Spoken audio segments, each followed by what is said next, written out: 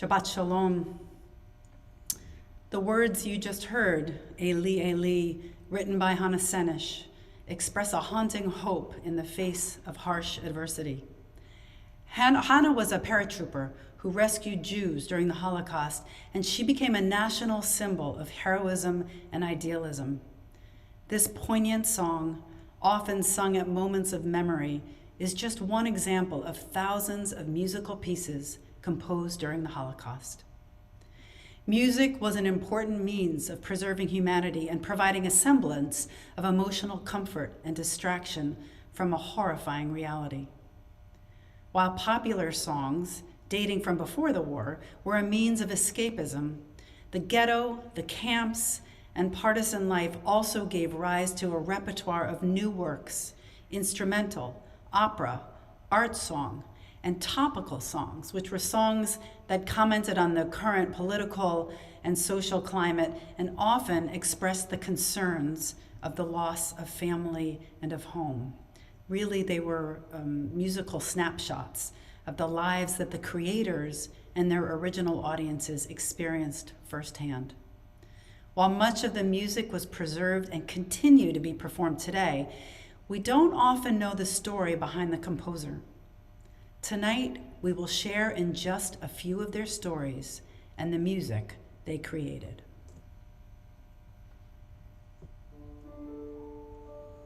The words are in your handout.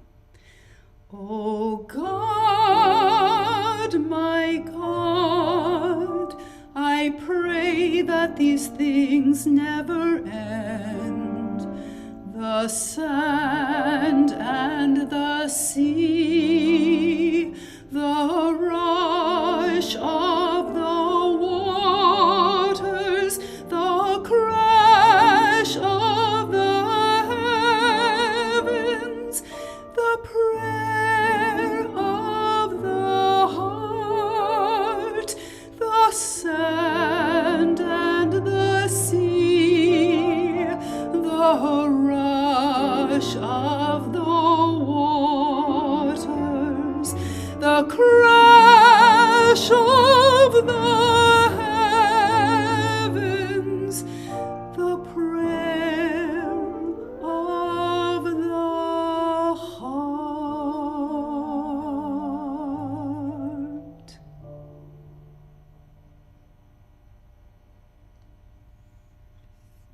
This Shabbat Shmini, when we commemorate the victims of the Shoah, 6 million Jews, 1 million children,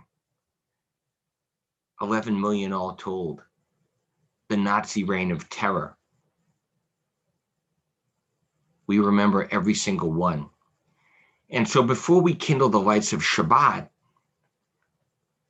we light this Yom HaShoah candle, thankfully provided by our Washburn Temple Brotherhood and National Federation of Temple Brotherhoods. You see that yellow star at the front. Jews wore it as a symbol of degradation, of shame, and we remember it with pride because survival sanctifies the light that each soul brings. We light this yellow candle with the hope that our mutual care will lead to enlightenment in this world, daily conquering the hate through the collective light of our love. If you have your candle at home and haven't lit it yet, now's the time.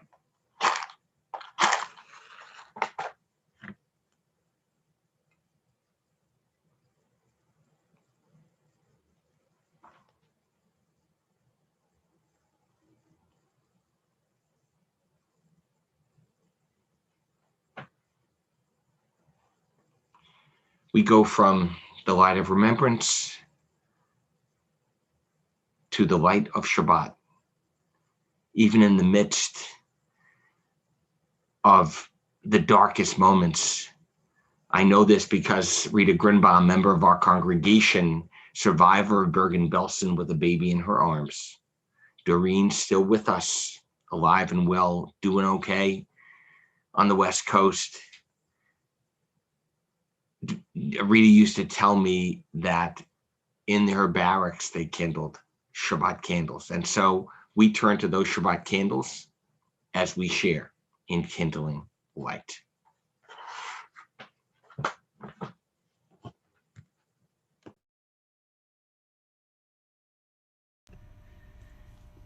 We invite the Wattenbergs to join us as Ellie is becoming bat mitzvah tomorrow.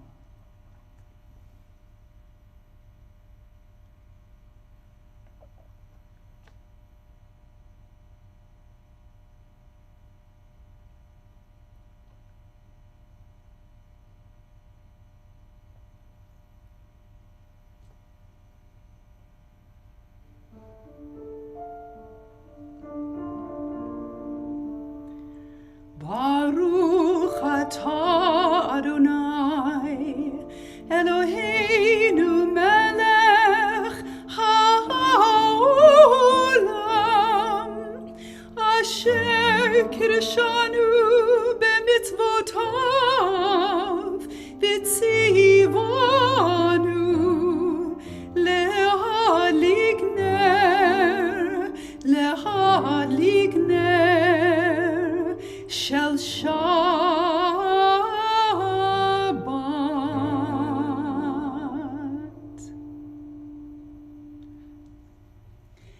We join now. I offer you to invite you to raise a cup with me as we join together for Kiddush.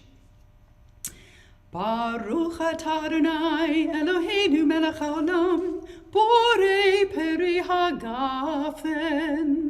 Baruch atah Adonai Eloheinu melech haolam asher kirshanu b'mitzvotav v'ratzavanu v'shabbat kodsho be'ahava uv'ratzon hinchilanu zikaron le'maaseh bereishit ki hu yom techila lemikra kodesh zecher letziat mitzrayim ki vanu v'acharta ve'otanu kidashta mikol ha'amim v'shabbat kodshecha be'ahava uv'ratzon hinchatanu Baruch atah Adonai mekadesh haShabbat. Amen. L'chaim.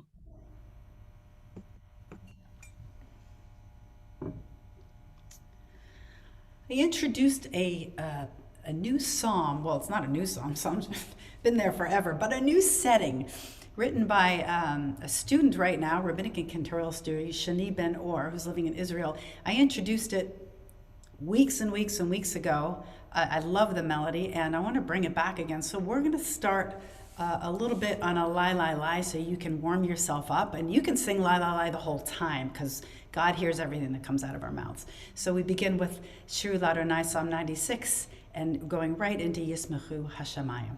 Join me. Ya la lai lai lai lai lai lai lai Ya la lai lai lai Ya la lai lai lai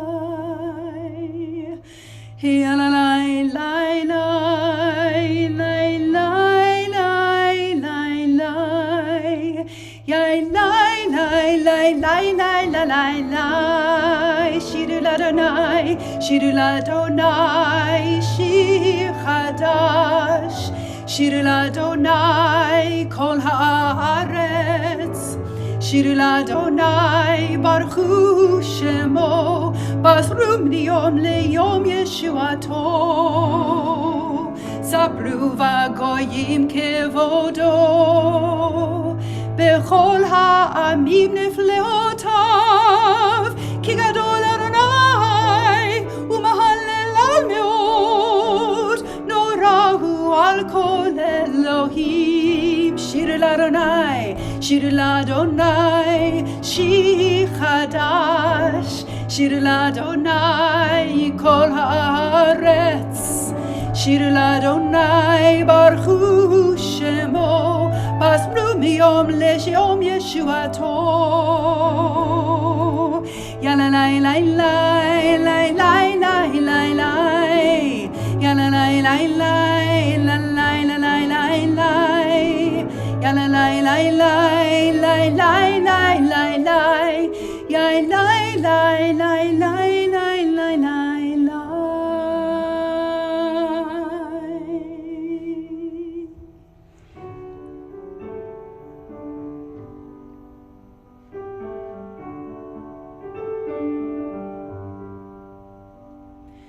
Yismechu hashamayim v'tagel tagel haaretz. Yismechu hashamayim v'tagel tagel haaretz. Yiram hayam umlo, Yiram hayam umlo. Yiram hayam umlo, Yiram hayam umlo. Yismechu hashamayim v'tagel tagel haaretz. Yismechu hashamayim v'tagel tagel haaretz.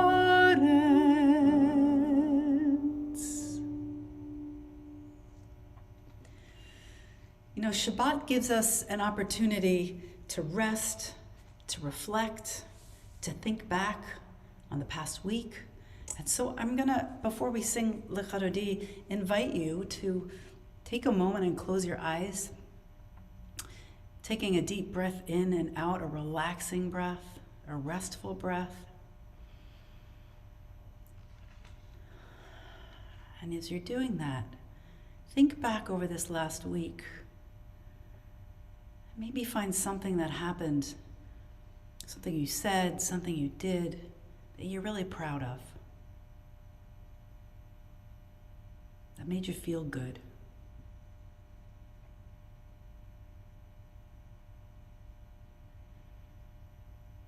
And think back over this last week and think about something maybe that happened, maybe something you said that didn't make you feel so good. And maybe if you had the chance to do it all over again, you would do just that.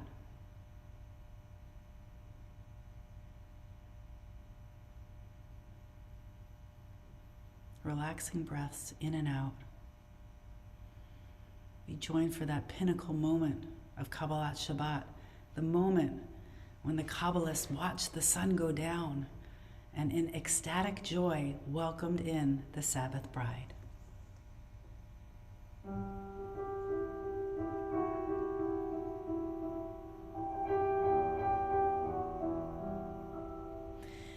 Ya la la la la l'chadodi, ya la la la la likrat kala, ya la la la la penei Shabbat nekabe, ya la la la la l'chadodi, ya la la ya la la la la likrat kala, ya la la la la penei Shabbat. Penei Shabbat nekabela, Shamor v'zachor b'dibor echad, Hishmianu el hamyuchad, Adonai echad, U'shemo echad, l'shemu tiferet ve'litilah. Ya la la ya la la la la l'chadodi, ya la la ya la la la la likrat kala, ya la la ya la la la la penei Shabbat. Penei Shabbat nekabela likrat Shabbat lechuvenecha ki mekor habracha merosh mikerem nesucha sof maaseh b'machshava techila yai lai lai ya la la la lai lecha dodi ya la la la lai likrat kala ya la la la lai penei Shabbat nekabela hitoreri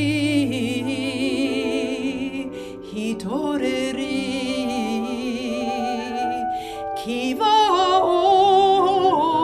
orech kumi uri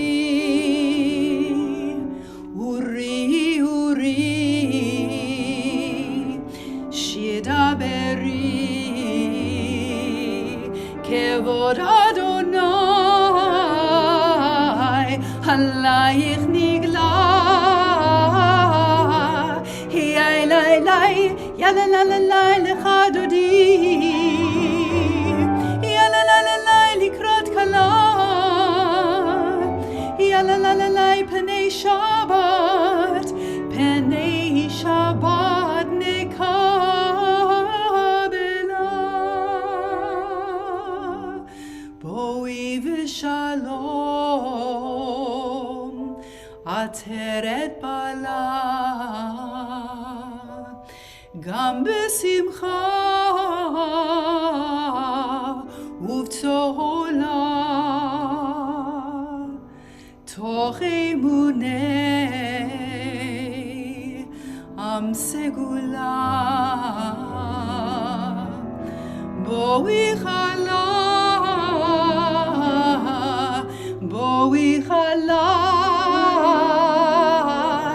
yai lai lai ya la la la lai lecha dodi yai lai lai ya la la la lai likrat kala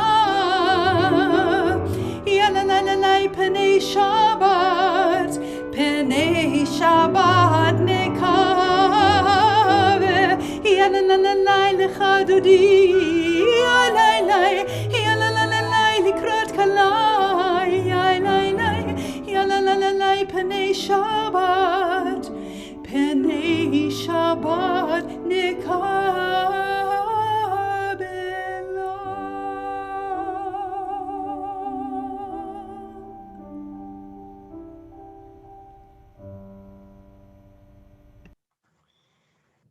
1934, Reverend Martin Niemöller, Lutheran pastor in Berlin, who stood up against the Nazi campaign of terror, spending 8 years in the camps as a prisoner of conscience, wrote a poem that reminds us what it means to respond to the Baruch Hu's call as a member of this holy human community. First, they came for the communists, and I did not speak out because I was not a communist. Then they came for the socialists, but I did not speak out because I was not a socialist. Then they came for the Jews, and I did not speak out because I was not a Jew. Then they came for me, and there was no one left to speak out. We are here to stand up with and for one another, to sustain the community of compassion that speaks out for the dignity of all.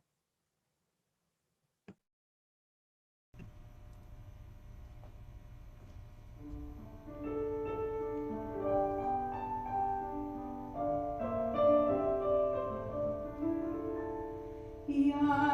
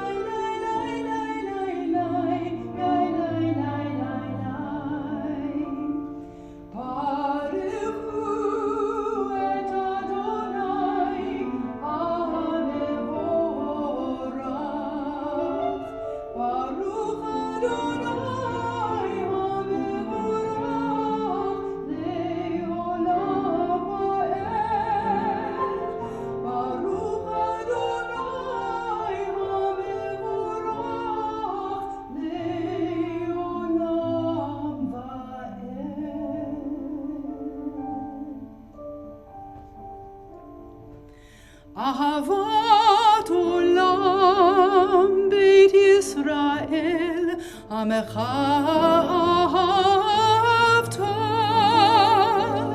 תורה ומצוות, חוקים ומשפטים, אותנו לימדת. על כן אדוני אלוהינו, בשוכבנו וקומנו, נשיח בחוקיך, ונשמח בדברי תורתך, ובמצוותיך לעולם ועד, כי הם חיינו ואורך ימינו, ובהם נהגה יומם ולילה.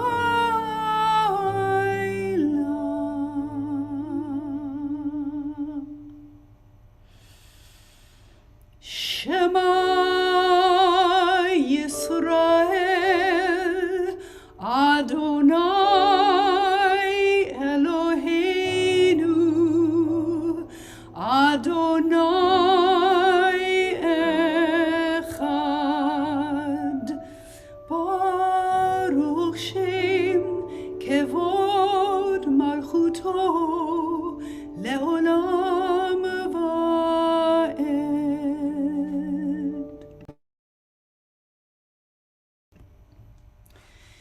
ואהבת את אדוני אלוהיך בכל לבבך ובכל נפשך ובכל מאודיך, והיו הדברים האלה אשר אנוכי מצווך היום על לבביך, ושיננתם לבניך ודיברת בם בשבתך בביתך ובלכתך בדרך ובשוכבך ובקומך, וקשרתם לאות על ידיך, והיו לטוטפות בין עיניך, וכתבתם על מזוזות ביתך ובשעריך, למען תזכרו ועשיתם את כל מצוותי, והייתם קדושים לאלוהיכם.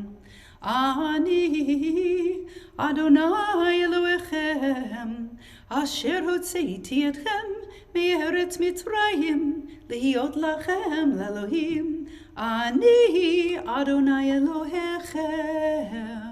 אמת.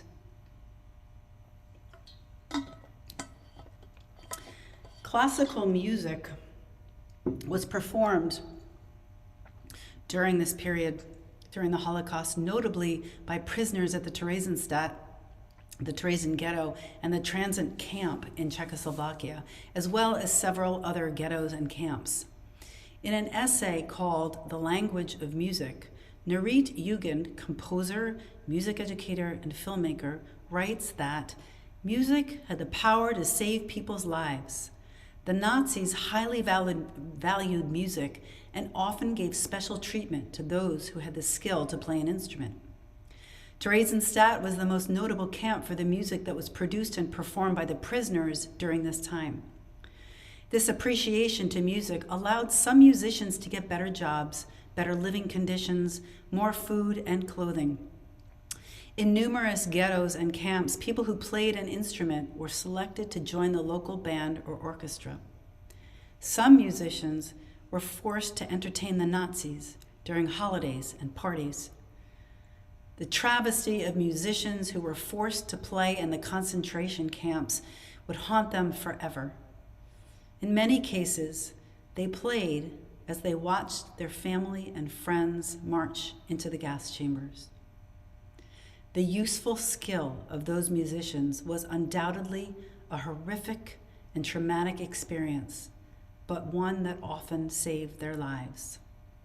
Alice, a survivor of Theresienstadt, said, They tore off our belongings, they tore off our food and clothing, but music is the one thing that they could not take away from us, that evil could not destroy. Zygmunt Schul was one of the Theresian composers. Schul composed many genres of music, but became very interested in Hebrew prayers and chant after discovering medieval manuscripts in a synagogue in Prague before the war. After he was deported to Terezin, he composed a wealth of music. One of these pieces was the setting of the Hashkivenu prayer, Uvitzel Kenofecha, the setting you're about to hear, in the shadow of your wings.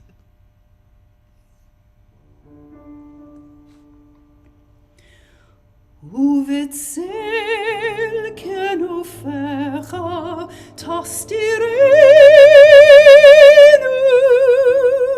ki el shomreinu umatzilenu ata ki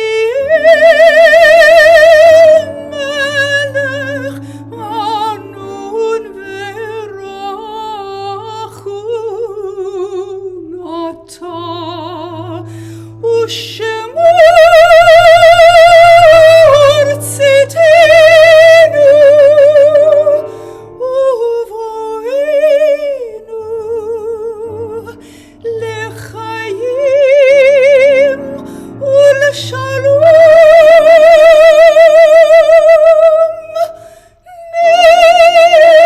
ne'ata v'yadolam.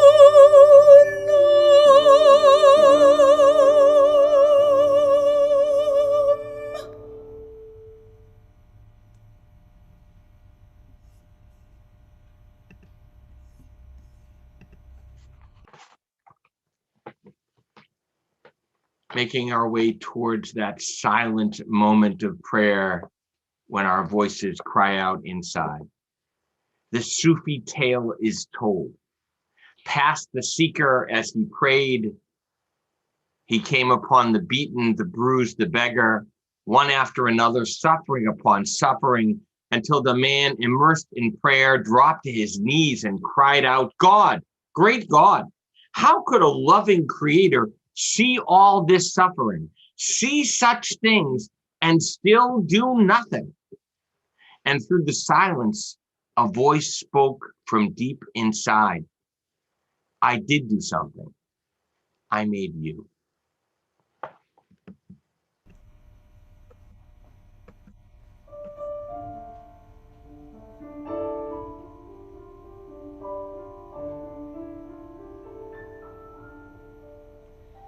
Adonai Svatai Tivtach, Adonai Svatai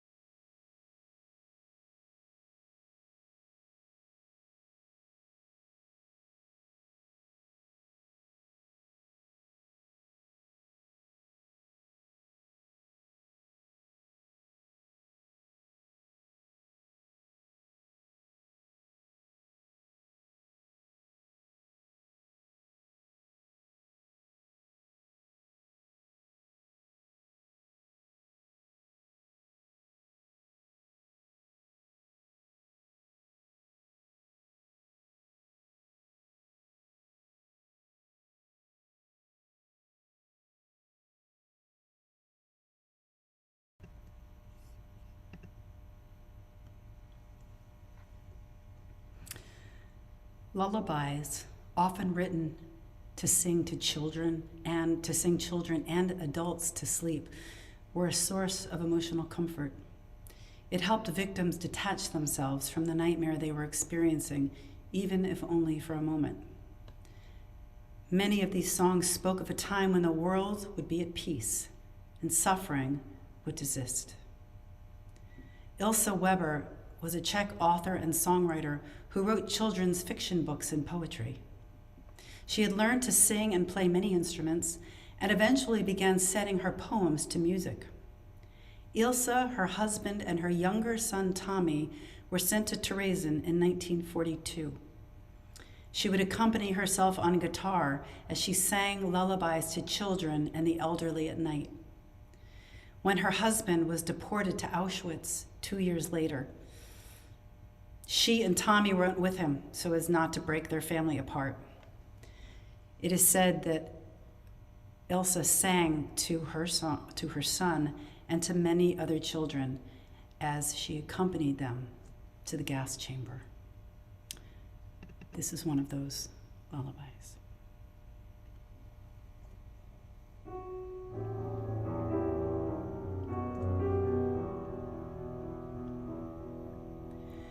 Vigala, Vigala, weiter, der Wind spielt auf der Leier, spielt so süß im grünen Ried, die Nachtigall, die singt ihr Lied. Vigala, Vigala, weia, der Wind spielt auf der Leier. Vigala, Vigala, Verne, der Mond ist die Laterne, steht am dunklen Himmelszeit und schaut hernieder auf die Welt. Vigala, Vigala, Verne, der Mond ist die Laterne.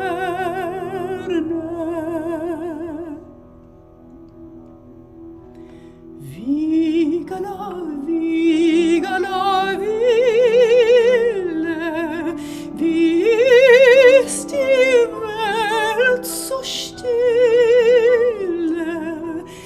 steht kein Lauf, die süße Ruh. Schlaf, mein Kindchen, schlaf auch du. Vigala, Vigala, Ville, wie ist die Welt so stille?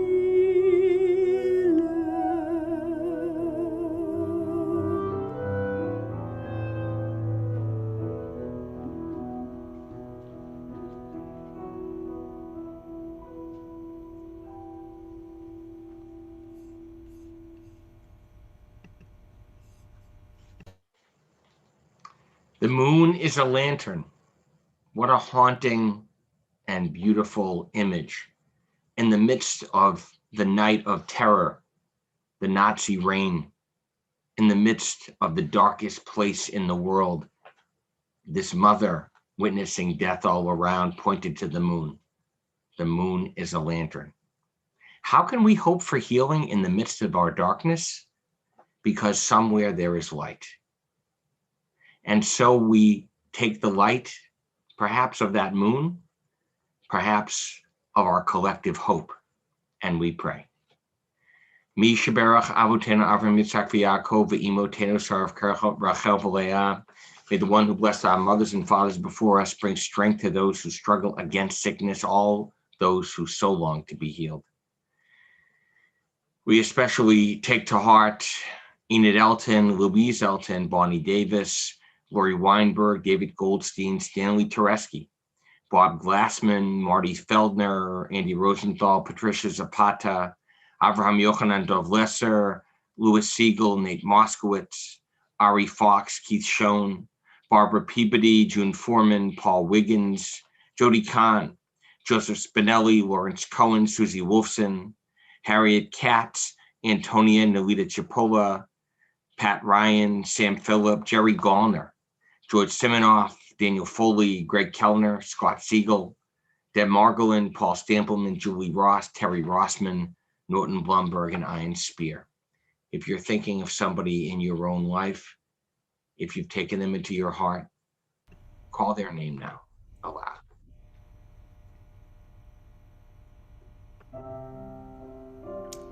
Join me for our prayer of healing. Misheberach Avotenu Mekor HaBracha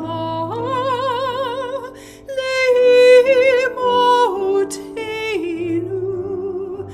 May the source of strength, who bless the ones before us, help us find the courage to make our lives a blessing, and let us say, Amen. Misheberach imotenu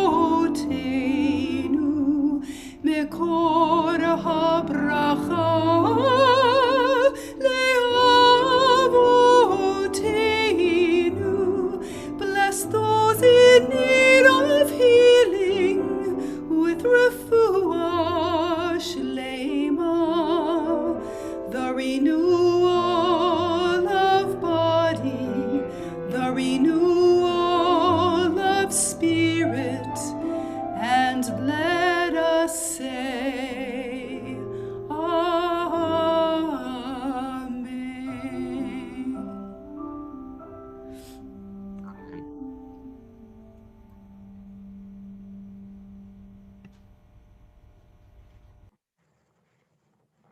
We are fortunate tonight to have one who bears witness, a teacher at SAR Academy in a special Holocaust education program, Names Not Numbers, somebody who works alongside our amazing leader and teacher member, Jill Sharkazy, in Safekeeping Stories. Debbie Ziering happens to have survivors on both sides, her mom and her dad. Tonight, she's here to share her father's tale, unique, not only of surviving the camps, but thereafter standing up against hate after the war, bringing Nazi war criminals to justice, a tale that needs to be told. And so we bear witness. Debbie.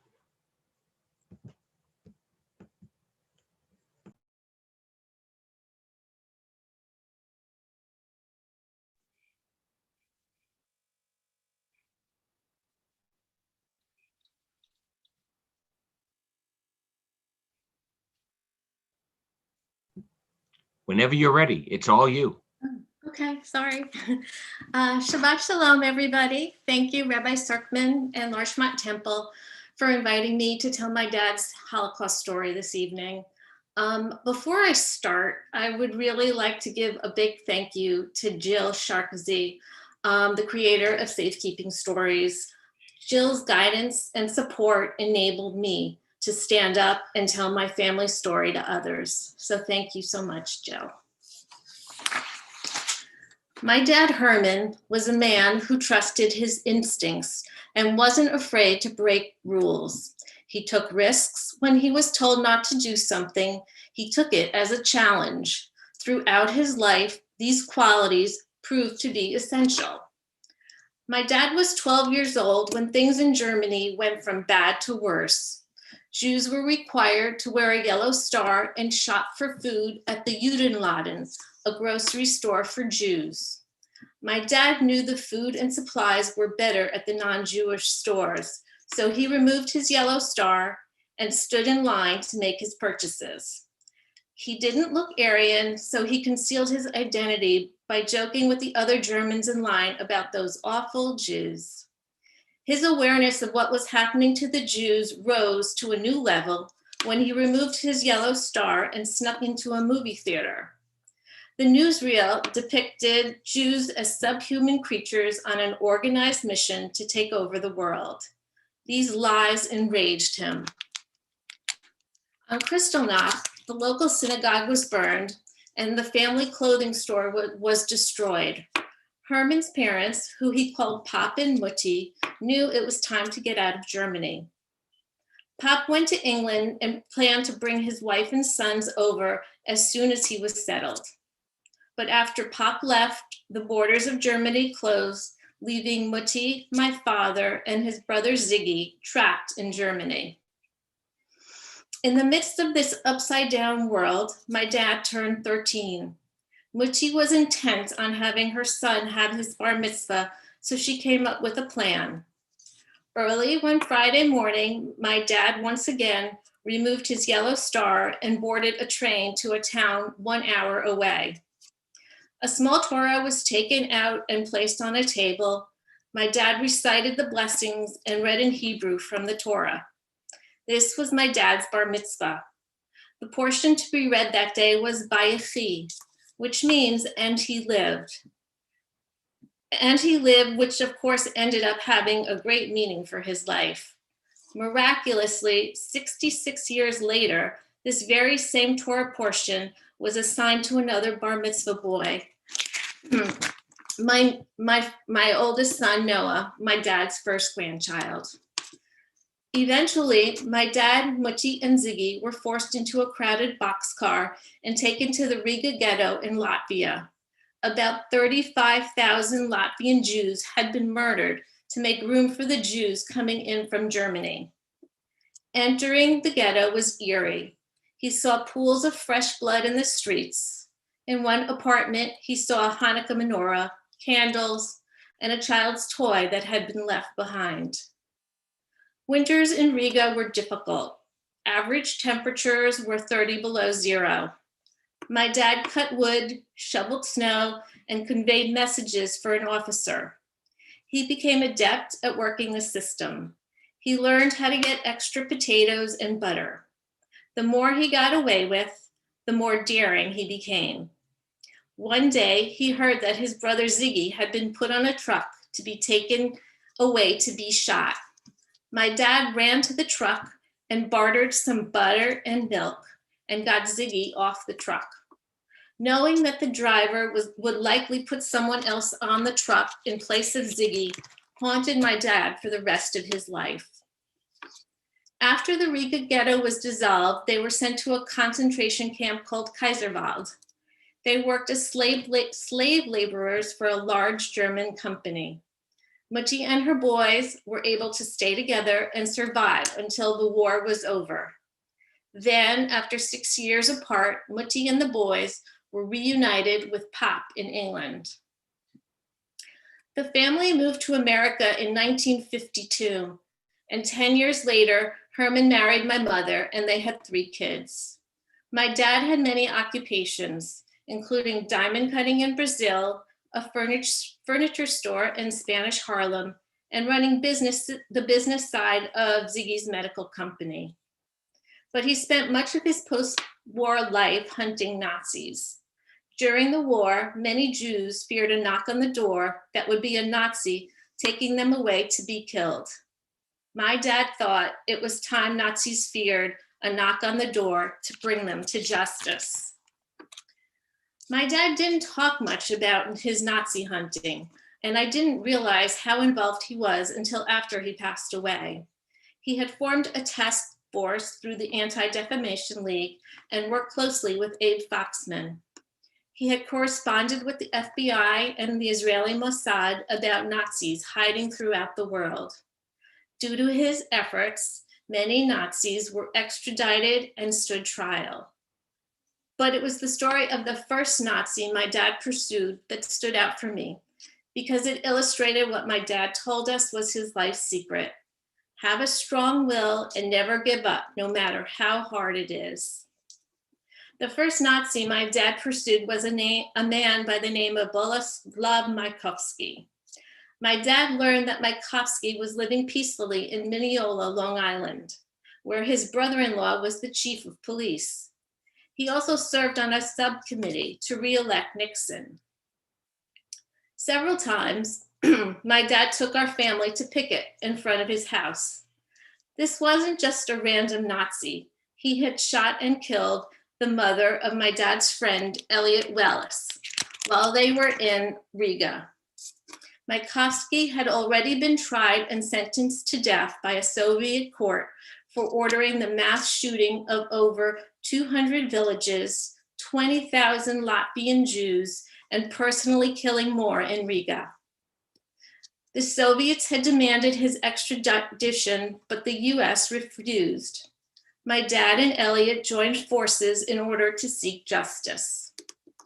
Eventually, there were US investigations which led to court cases and appeals that dragged on for almost 20 years. When it looked like Mykovsky's deportation was finally going to happen, my dad learned that he had immigrated to Germany with a visa secretly granted by a diplomatic official. So my dad and Elliot went to Germany, inundating officials with documents about Mykovsky's crimes, demanding to know why Germany was openly harboring Nazi war criminals. A year later, Mykovsky was placed on trial in Germany, and my dad and Elliot went to the court sessions daily. But the trial dragged on for 6 years. A judge declared Mykovsky too frail to stand trial. Not long after, he died of a heart attack. But even after all of that time fighting and not getting justice, my dad didn't give up. He was just emboldened to work harder.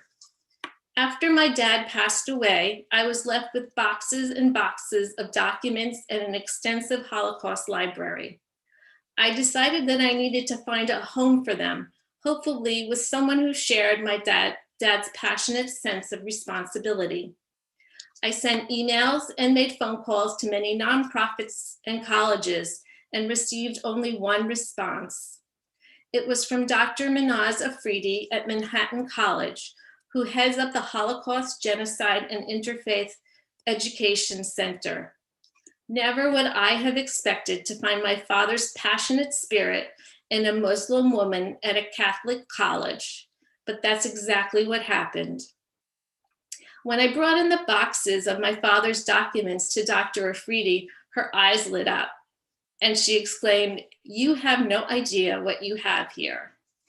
Over the next few years, Dr. Afridi and I, a Muslim and a Jew, developed a close relationship as we worked together to create what is now the Herman and Lee Ziering Archive Center at Manhattan College. This archive makes history come alive through my family's story, seeking to educate students about the Holocaust and inspire them to stop prejudice, think critically, and act courageously, as it says outside the archive door. Dr. Afridi understands that the Holocaust is not just a Jewish story, it's a human one that is important for everyone to grapple with and learn from. For the most part, my dad appeared to be a regular guy, a Holocaust survivor who immigrated to the United States. He did not attend college and he only had a 5th grade education, but Dad believed in himself. He had an inner desire to live and be a success. He worked hard. He was successful in business. He was a wonderful husband and a doting father. He felt a huge responsibility as a survivor to stand up and to tell his story, to keep the Jewish faith and pass it on to his children. With the right mindset and determination, a person has the ability to accomplish anything. As my dad Herman said, you can do anything as long as you put your mind to it. Thank you. Debbie, what a compelling story. Don't go yet, though, Debbie. Come back on for a second. I just want to thank you personally for your own courage in sharing and the pride you must feel. You know, many of us, I know at the beginning of the pandemic, with Tyler, Sophie's boyfriend, my daughter's boyfriend here, you know, I watched this show. It's a one-word name, but it starred Al Pacino as a presumed survivor who was a Nazi hunter. And of course, we think that's fiction. Having met Abe Foxman a few times, I can only imagine what a delight he was. Well, I mean, what a delight your father was for Abe Foxman and the ADL, an individual survivor who said, justice, justice shall we pursue.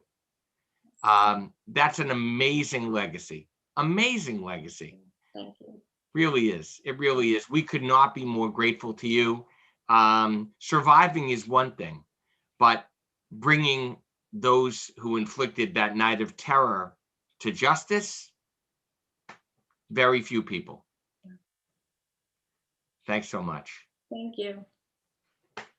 This is exactly the Alinu's call. Debbie, you are free to go off camera. We're going to go with the rest of the service.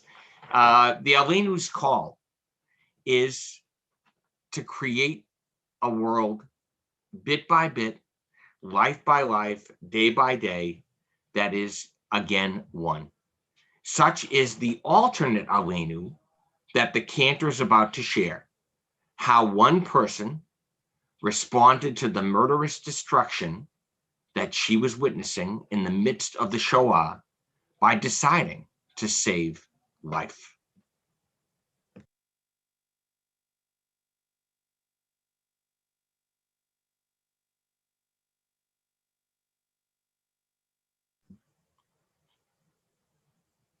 Cantor, you may be muted.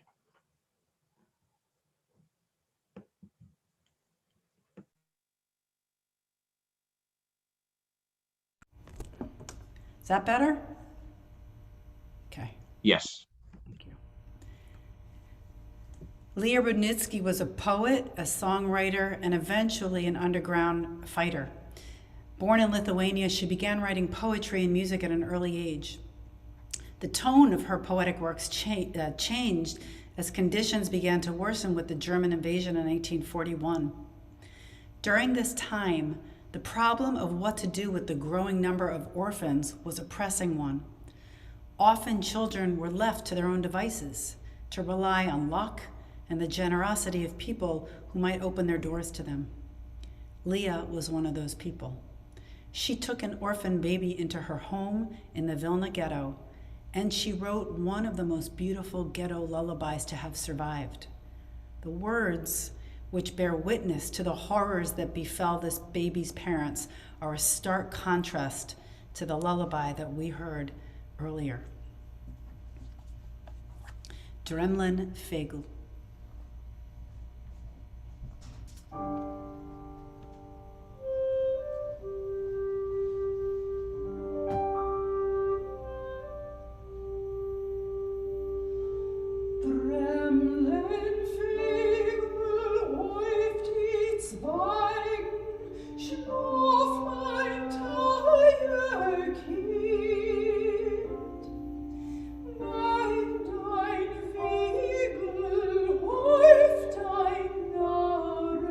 Sie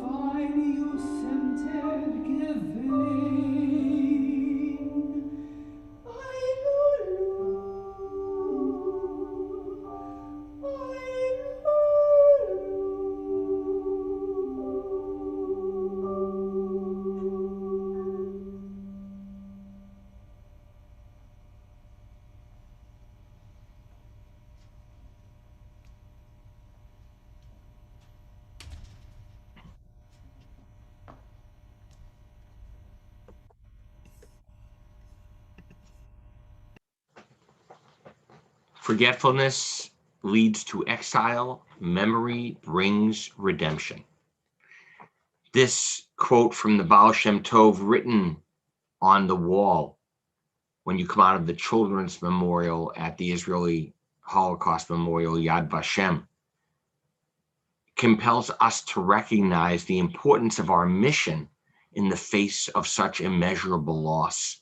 Not alone remembrance, but as our teacher, Elie Wiesel, teaches, to bear witness. And because listening to a witness makes you a witness, we understand. Bearing witness means refusing to despair, transforming darkness into light, facing the void that death leaves, and filling it with new life. We remember every sacred life brutally taken by the Shoah, millions upon millions, every single one, to us, a world. As we remember all those whose spirits still sing in our hearts, like the beautiful composers, musicians that the cantor spoke about and sang about tonight, lifting us through the legacy they have left, we especially call to mind in our own congregational family the Yortzites that are observed this Shabbat of June Nemeth, Michael Charles Fair, Robert Scherer, Melinda Bond, Ruth Cohen, Fred Kahn, J. Richard Litwin, Fred Sanger, Ann Weil Simons, Bernard Stein, Holloway Cromer Jr., Natalie Finver, Eugene Parter, Leonard Holstein, Bell Rabinovitz, June Maller, Irving Madoff, David L. Moss, Martha Price, Jeanette Brill, Max Krell, Gustavo Weissman, Frank Bivona, Gladys Blau, Irving Weinstock, David P. Waldman, Saul Levin, Carl Froelich, Kippy Becker, Barbara Holstein, Susan Goldstein, Burton Garbo, Harold Schwartz, Hilda Ross, Annie Rich, Susan Eisman, and Sharon Tillman. As well, we link to their names those who've died in the past 30 days, Shaloshim in our circle of congregational family, Andy Fusco, wife of Judy Nathan, father of Bella and Erin, brother-in-law of Michael Nathan and Amy Kreisberg, uncle of Daniel and Jordan. Sheldon Cousin, father of Brian Cousin, our member, grandfather of Eli, Jacob, and Sam. Stephen Janowitz, husband of Kathy, father of Robert and Alyssa, grandfather of Max. Murray Whitner, husband of Phyllis, father of Lisa and David, grandfather of Michael and Hunter, uncle of Sarah and Ted Gilman. Ellen Druck-Mertz, mother of our member Kevin Wassong. And just this week, Ellen Sanger, wife of Mort, sister of David, daughter of Ken. Al Barron, father of our member Amy Trissel, of course, along with Ed, husband of Donna, grandfather of Sam and Maddie. And Lieutenant Colonel George Alvarez, brother of our member Kathy Parter. To those names, we link the memories of every nation, the lives of those taken by hate, senseless and ceaseless, and yet leaving us the hope that their light will hopefully bring us to a world filled with peace and yet love. We share together. Yitgadal v'yitkadash shemei Rabbah, b'alma divrach cherutei v'yamlich malchutei, b'chayechon v'yomechon v'chayedecho beit Yisrael, ba'agala uvizman kari v'imru amen, Yehei shmei Rabbah mevorach le'olam olam me'omaya, Yitbarach v'yishtabach v'yitpa'ar v'yitromam v'yitnaseh, V'yitadar v'yitalev v'yitalal shmei dekudsha barichu le'ela min kol berchata v'shirata tush bechata v'nechamata da'amiran bi'alma v'yimru amen Yehei shlama rabba min shemaya v'chayim aleinu v'al kol Yisrael v'yimru amen Osa Shalom Bimromav Huyas Shalom Aleinu Va'al Kol Yisrael Va'al Kol Yoshvei Tevel Ve'imeru Amen Zichronam Livracha. May their memories bring blessing. Amen. Our closing song is one that's dear to me, reframing the great Russian-born Hebrew poet Saul Chernikovsky's words. Debbie Friedman, the master musician of modern Reform Jewish music, 40 years ago wrote "Laugh at All My Dreams." I can still hear Debbie singing it in my hometown of Haverhill, Massachusetts, the first time she ever came there back in 1978. It remains, I believe, the most redemptive response to the ultimate evil we face in this world. A faith, a light, a hope that refuses to die. Before I sing this, I want to ask you to keep Rabbi Serkman's words in your head, because Rob Rothman needs to come on and give us just a few announcements. Oh my gosh, I forgot Rob Rothman. I feel so bad, Rob. I'm so sorry. Remember those words. I totally forgot Rob. Here I am. I'm Rob, not offended. It's okay. You were on a roll. It was good. Anyway, Shabbat Shalom. I'm Rob Rothman. Hang on, let me put on my camera. Okay, hopefully you can see and hear me now. I'm Rob Rothman, and I'm an officer on the Larchmont Temple Board of Trustees. I hope everyone had a good week. I'd like to welcome congregants and guests to our Friday night service. First and foremost, I would like to extend a mazel tov, big mazel tov to Ellie Wattenberg and her family as she becomes a bat mitzvah tomorrow morning. I'd like to also thank the clergy for leading us tonight and always. The Yom HaShoah service can be a little more difficult than some of the other services, but it's also incredibly meaningful and so important that we remember and honor those who went through this dark period. I especially want to thank our guest presenter, Debbie Ziering, for joining us tonight and sharing her family's incredible and inspiring story, and again, helping us remember over the years that services like this and other remembrances. I've like many of us heard so many of these types of stories. Each one is unique, and I'm amazed. I'm back. I'm always moved. And I get the chills every time. So again, Debbie, thank you so much. Thank you for sharing that with us.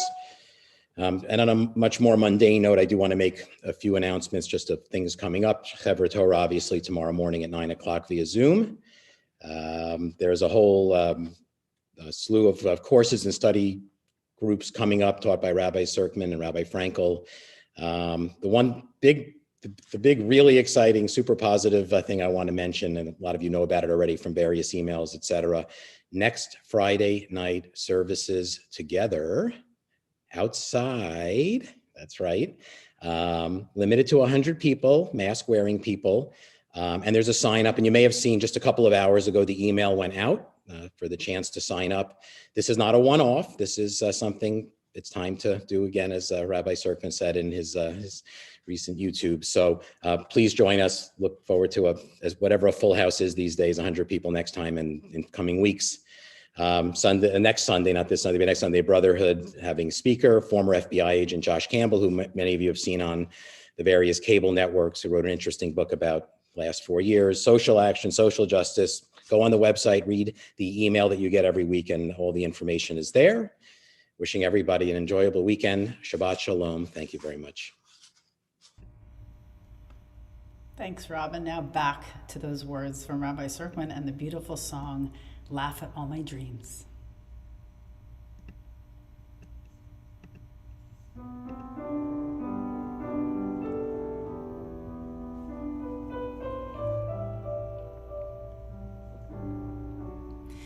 Laugh at all my dreams, my dearest. Laugh, and I repeat anew that I still believe in people as I still believe in you. By the passion of our spirit shall our ancient bonds be shed. Let the soul be given freedom. Let the body have its bread. For my soul is not yet sold to the golden calf of scorn. For I still believe in people and the Spirit in them born. Life and love and strength and action in our hearts and blood shall beat, and our hope shall be both heaven and the earth beneath our feet. Laugh at all my dreams, my dearest. Laugh and I repeat anew that I still believe in people as I still believe in you. By the passion of our Spirit shall our ancient bonds be shed. Let the soul be given freedom. Let the body have its bread. For my soul is not yet sold to the golden calf of scorn. For I still believe in people and the Spirit in them born. Life and love and strength and action in our hearts and blood shall beat, and our hopes shall be both heaven and the earth beneath our feet.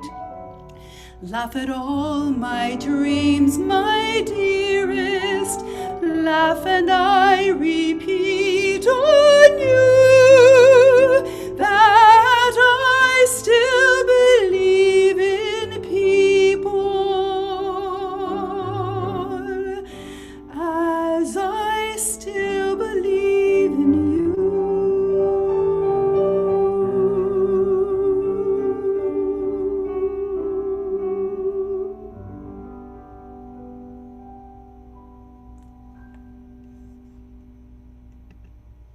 In the face of darkness, laugh at all my dreams.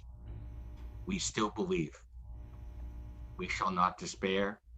What a beautiful, beautiful song. Thank you, Cantor, for humoring me and singing my favorite Debbie Freeman song. So happy to. Such a beautiful cap. And thank you for all those beautiful composers that you brought and making it human. We think 6 million is such a big number, but one life, one voice, one composer.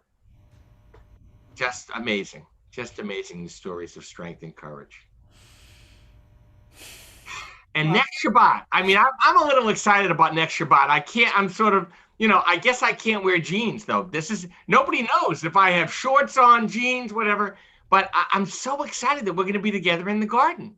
I'm so excited too. I'm so excited to see everybody in person. I may cry. I may really want to hug, and really excited to welcome the band back. Oh my God, the band's going to be there. It's going to be great. It's going to be great. Sign up, right? There's a registration form, I think, that just went out today. There is. There is. Well, All right.